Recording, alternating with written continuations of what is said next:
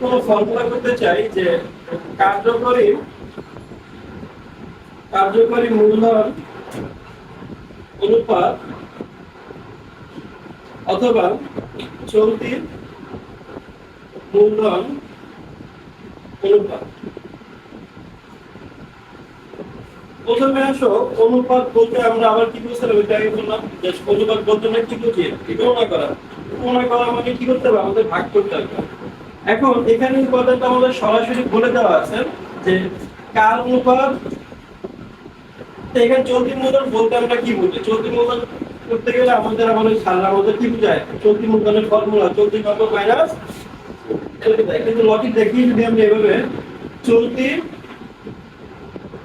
মূলধন বের করার আগে আমরা যদি মূলধনকে যদি নির্ণয় করতে চাই, কাকে নির্ণয় করতে চাই, মূলধনকে। এই মূলধনকে নির্ণয় করতে যদি আমি চাই, তাহলে আমি যদি সম্পদ